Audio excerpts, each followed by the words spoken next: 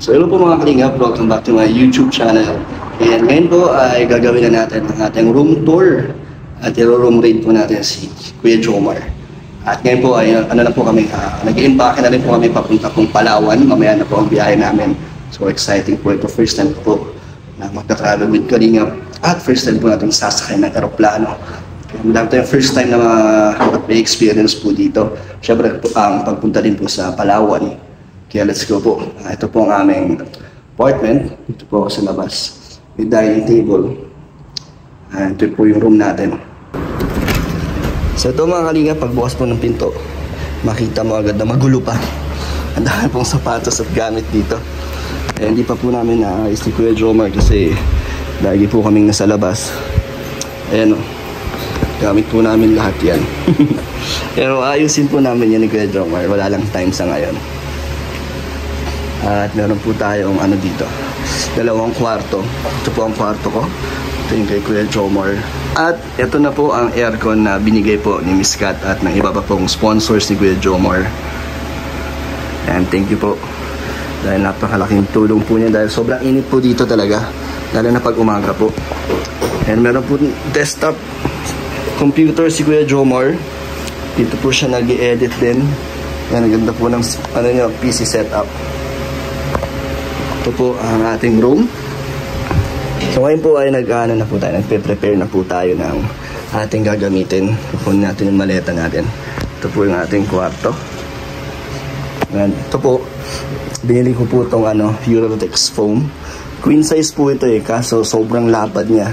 Lagpas na po siya dito sa frame ng kama. Kaya ang ginawa ko po, ginupit ko po kasi hanggang dito po yan. Yan, hanggang dito po yan. Medyo na po, sa gabal na rin po, tsaka sa pinto, hindi na sasara. So, ginupit ko po yan straight. Straight cut po yan, diba? So, ayun, fit na siya. At ito po ang ating gamit. Binili rin po natin itong malaking drawer na to. Inassemble lang po natin yan. At ito po ang ating mga gamit pang iba. Dito po yung mga natin, silver play button. Ang ating nakuwang award. Grabe sa Dandit. Ito po ang ating mga nakuha pong mga awards and certificates. Meron din tayong certificate po of appreciation. Yan. So ngayon po, puntahan man natin si Kuya Jomar. Dito maganda po ang view dito kada umaga. Kitang-kita niyo po yung tanawin. Kasi third floor po ito And meron din tayong dito, Glade, para mabango ang ating kwarto. So dito si Kuya Jomar. Kuya Jomar, knock knock. And busy na si Kuya Jomar, nag-aayos na po siya ng kanyang gagamitin sa Palawan. Ano mga gamit mo? Grabe, may ganito ka. Thank you po sa nagpadala. Hindi ko na kasi nagpadala, pero salamat po. Prepared ka. Ano to? May pang ka, snorkeling? Snorkeling bro. Sige nga, pwede makita. Aba yun na po. Nakatago na Kumpleto. Salamat actually mga padala. Ito yung meron akong. Akin to. Ay, akin to? Di lahat ng nasa. Di sa akin to bro. Maganda to para kahit nasa tayo, nag-island hopping. Oo. Hindi mababasa ang cellphone mo. Ano ba ito buksan? Anong mga gamit na nandyan sa'yo?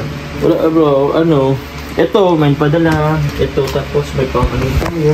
Wow, scuba diving? Pang-scuba diving. May ka? Ano bang tawag dyan? Ha? Rash guard. Rash guard. Yan. So, yun. Ito po siya, pero hindi ko po siya sinusuot. Maui. Di ba Mau ang mo? Ay, Maui! Mau, di ba Mau ang mo? Mau rin ang isa sa mga isa sa mga nickname mo. Ito po ang mga gamit ni Kuya Jomar. Medyo magulo lang ang kwarto niya. Kasi madami pong mga gamit. Oo. Thank you po sa nagpapadala. Sa mga nagbibigay po. Medyo puno na po ang kwarto ni Kuya Jomar. Pwede naman po sa akin para sa kwarto ko magpuno din po. Joke lang. Salamat po. Sige na bro, mag-ayos ka na dyan. Ako naman na mag-i-impake. Meron po tayo dito, maleta. Ito po. Ano palang gagamitin mong maleta, Kuya Jomar? Yan bro, ganda. Parang mamahalin to. Hindi bro, ano lang yan? 250? 250? pesos. Sa Divisoria? Ganda po yan. No? Pang travel, pang ibang bansa na yan eh. Bro, alam mo ako saan ito binili? Kasi second hand ko na lang ito So, this is all the way from Macau. Galing Macau? Oo. Galing to sa kaibigan natin si Michael. Si Michael? Oo. Binenta niya sa'yo? Binenta niya sa akin. Pero grabe. Murang-mura? Mahal pa rin. Mahal pa rin? Oo. Kasi maganda oh. Pang artista nga oh. Pero hindi naman sa totally mahal. So pang ilang ano na to? Travel sa Kalingap? Travel sa Kalingap. Pangatlo. Una sa Baguio, second sa Hong Kong. Wow. Pangatlo, ito sa... So pang ilang eroplano mo na to? Pangalawa pa lang. Pangalawa pa lang. Ikaw, first time ko. Kaya nakaka-excite.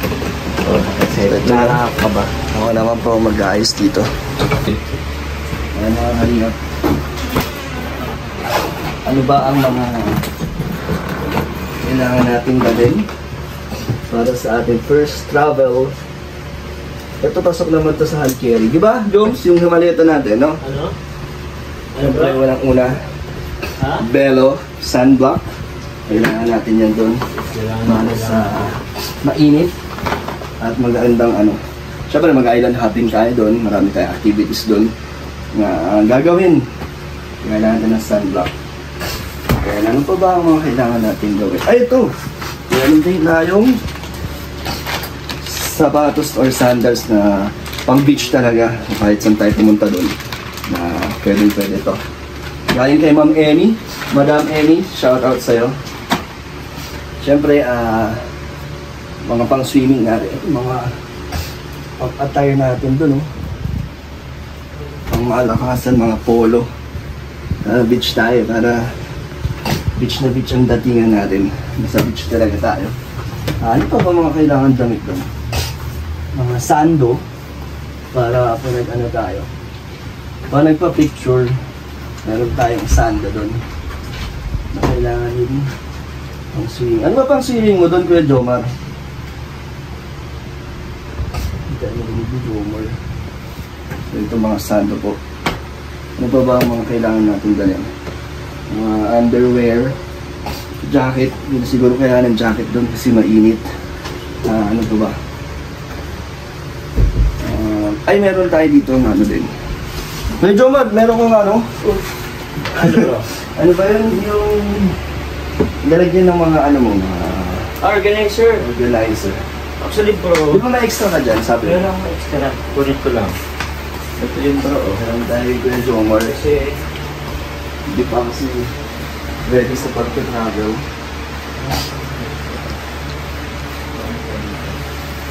Shoutout sa ano. Oh, ito. Sa ano po? Hindi mo na gagamitin? Meron akong gagamitin pero masyado kasing madami. Madami kasi Ay, siya ito na lang sa akin. O sige, ikaw bahala. Anong lalagay mo yan? Mga toiletries, ay mga ano? All goods. Mga pang hygiene. Sige. Babaan yung mga kalingap mamaya pag okay na lahat ng gamit natin. Yun na po mga kalingap, tapos na po tayo mag-impake. Parang di kasya. Pero sakto lang po yan. At syempre, dadali natin ang ating mga daily iniinom. Ito, nagko-collagen po tayo para lagi tayong fresh. Kaya ito napupuyat. At ito, creatine. Yan po ang iniinom natin para mas mabilis ang muscle recovery at mas lumakas ang ating pagbubuhat. Yan lang po ang ating mga supplement. So, okay na. All goods na. Pwede nang umalis. Kasya na to sa 5 araw. Ayan, kung may kulangin man, pwede naman pong bumili doon ng mga konting damit sa Palawan. Tingnan natin si Kuya Jomar kung tapos na. Ito mga kaniya. So we are all set. Ready na po sa ating travel. Kuya Jomar, yan po makikita yung body niya sa Palawan. Ang kanyang shirtless. Ready na po yan? Hindi pa ako ready. Wala naman akong choice bro. So, hindi, yan nga ang gusto ni Carla, di ba? Chubby Bunny. Ano mo na lang, blurred mo lang. Chubby Bunny. Ano si Chubby Bunny o nasa taas? Asan? Ito si Chubby Bunny. Yung kay Carla, nandun sa kanya. Pero, Kuya Jomar, meron akong tatanong kasi Ano bro? first travel ko to. Kailangan ba ng passport? Hindi naman bro. Pag ano lang man. Pag international flight lang naman. Kala ko matatatakan na yung passport ko. Ako magtatalak ba? May tatak na yung sa'yo. Parang meron. Kasi Hong Kong ka eh. Hong Kong tapos Macau. So pag domestic flight, di na kailangan. Ako matatak sa bro. Palawan. Anong tatatak mo? Palawan. Yung stamp ng Palawan. Palawan. Tatak mo dun sa passport ko. Oo. Ano ba matatak? Legit yan. Pero nakapagbarko ka na? Ha? Naka-experience ka na sumakay sa barko? Barko? Oo. Sa barko? Oo. Parang klaseng barko malaki. Like, yung mga ano talaga, pang probinsya. Oo. Mga rorong. Hindi roro. Na barko? Oo. Oo. Yung sinasakay yung mga sasakyan? Bukod doon, di ba may mas malalaki pang barko? Mga super ferry, gano'n. Sakto lang. Fast craft. Alam mo, fast craft. Saan papunta? Biracatonduanes. Malayo din yun, di ba? Oo. Ilang araw ang biyahe mo nun? Hindi oras lang naman yun. Kung galing ka sa basta sa Kamsur lang naman yun. Ay, Kamsur ba? So ilang oras ang ating biyahe sa Bro, Palawan? First time ko rin bro magpalawan eh. Ang Bilis alam ko lang, diet to Manila, yan. Mga around 10 hours siguro yan. Dahil to Manila, no? Pero hindi yan, mga 7 to 8 hours lang yan. Kasi wala namang traffic mamaya. Kasi alas 12 tayo ngayon. Pabiyahe. Tapos sabi, mga 1 hour or 1.5 hour yata yung sa Manila to Palawan. Tapos pagdating doon, 5 hours pa daw. 5 to 6 hours yata. Puerto Princesa to El Nido. Kasi doon yata tayo magbababa sa Puerto. Sa Puerto. Kaya pagod din pala, no? Pero excited ka? Anong mga nilook forward mo sa pagpunta natin ng Palawan? Kasi naging ko rin kasi yan eh. Pangarap. Pangarap ko din. Talaga. Kasi nung nakikita ko to sa mga videos na ang daming mga turistang pumupunta at talagang ang gaganda. Kaya ayun, masaya ako na matutupad ang isa sa mga bucket list. Diba? Bucket list. Pero bukod dun, excited din ako na makita ang ibang mga supporters na alam nilang pupunta tayo, di ba? Palaweños, sila po sa mga taga-Palaweños, mga Palawan. Grabe. See you po. See you po. In just ilang oras na lang, kita-kita na tayo. And yun, looking forward bro. Ako nilulook forward ko. Island hopping. Pagkain. Bukod sa pagkain. Oo nga. Yung mga delicacies bang tawag. Ang sabi nila, subukan daw natin ang crocodile sisig. Ay, di ko pa. Try natin yun nga. Yun daw isa sa mga signature sa Palawan. Sige. Siyempre ang seafoods, di ba? Seafoods, pero ewan ko lang bro. Kasi bawal ka. May ako dito eh. May ako dito. Dala ka in case, no? Just in case. At gusto ko malaman doon, Kuya Jomar, ang nightlife. Kung kamusta ang nightlife sa Palawan, kung masaya ba. Kasi nakikita natin parang sasaya ng mga tao. Kasi sa Boracay daw talagang masaya daw. May mga sumasayaw pa, may mga fire dancing. Yun. Kaya tingnan natin kung kamusta sa Palawan. Pero tapos siguro makakaano rin tayo mga foreigner din. Kaya mamimit tayo, no? At alam ko, di ba mababait ang foreigner. Talagang approachable sila. Oo. And also, yung local na tao dun, local people na yung mga taga doon talaga, no? Gusto ko rin kung ano yung culture nila. Anong culture nila. Basta kung mabait ba sila. Alam ko kasi mabait naman sila. Oo naman, talagang mababait naman talaga. Kaming naman sila. Pero gusto kong ma-experience first hand yung nila, kung paano sila. Paano sila asikaso ng mga bisita, no? Oo. Yan. Parang ganun. Excited ka rin ba na siyempre kasama si Carla? Siyempre naman. Oo. Talagang may kayo doon? May serie kayo? Baka po, abangan nyo po, baka magkaroon ng serie. Jomcar in Palawan. In Palawan, shish. Masaya na magkakasama tayo ng buong bro. K-Boys. Bro, ngayon ka lang din makakasama. Talagang marami tayong travel na hindi ka nakasama. Kaya ngayon, talagang nakaka-excite. Yun, ibang din. At ibang angels din, lahat yan. May experience yan. By batch yan. Kasi hindi kaya ni Kalinga Prab. Lahat yan sabay-sabay. Syempre, hindi rin naman lahat pwede. Kasi depende rin sa schedule. Even sa K-Boys hindi lahat. Hindi din eh. So, ayun. Salamat Kuya John. Tapos ka na ba? Hindi pa bro. May ilang oras na lang. Bilisan mo. Kung hindi mo ko bilisan. Joke lang. All good bro. Sige bro.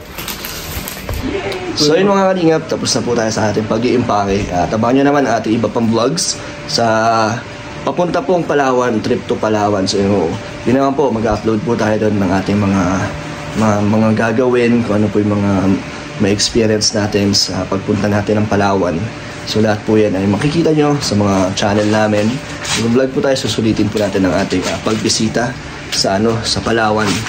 Kaya see you po sa mga taga Palawan po. Bye-bye Kuya Jomar. See you in Palawan.